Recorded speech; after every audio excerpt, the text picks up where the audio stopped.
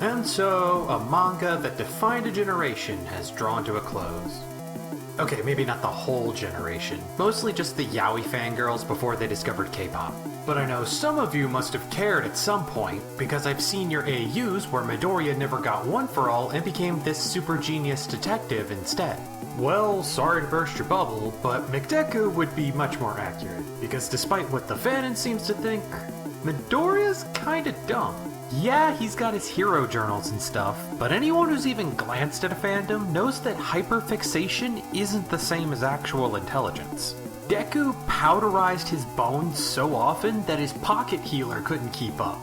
It took the threat of permanent paralysis for him to even consider changing tactics. He'd fit right in with the rest of the anime Suicide Squad, ready to go Rosa Diaz at the slightest inconvenience. Hey Gray, we're all out of paper towels. Mind hopping down to the store to pick up some more? After being told that he's one big punch from being permanently noodle-armed, it took an entire training arc for him to figure out that he can just kick people. Even after unlocking 6 new quirks to use, the closest he comes to a clever use for them is yeeting them at Shiggy to try and inception him into becoming a good guy. That it almost kinda worked is an even bigger ass pull than everything Horikoshi did to keep Bakugo alive, just so the Fujoshis wouldn't lynch him in the street. But honestly, I can't really blame Midoriya for being thick as bricks. After all, the rest of Hero Society isn't exactly full of Mensa candidates either.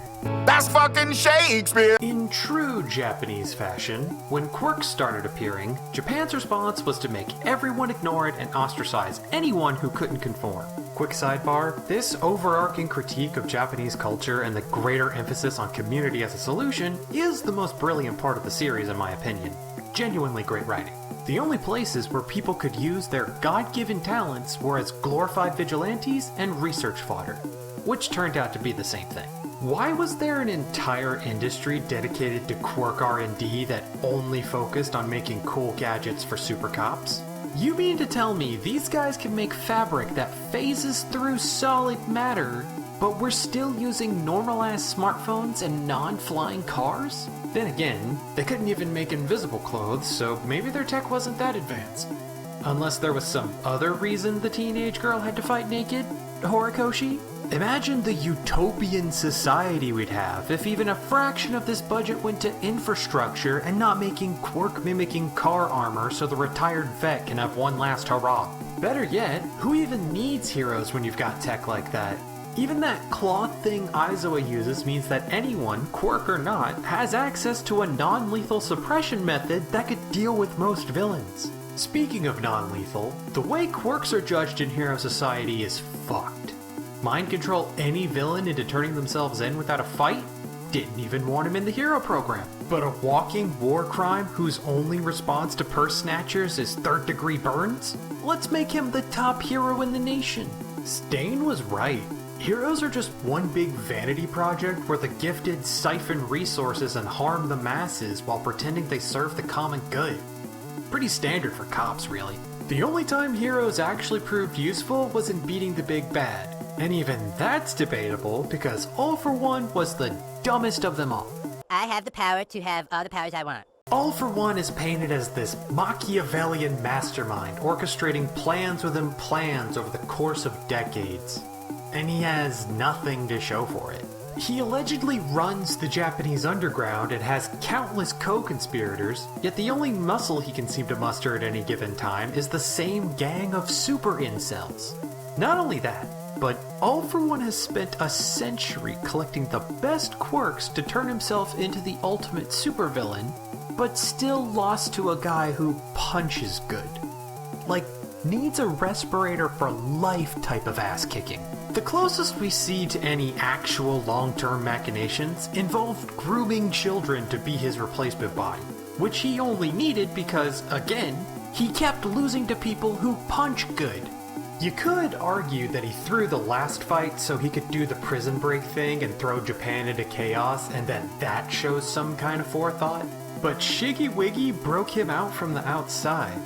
What was the point of getting himself locked up if they were gonna bust in through the front door anyway? Honestly, it feels less like a series of interwoven schemes and more like throwing shit at a wall and seeing what sticks. Actually, that might be it.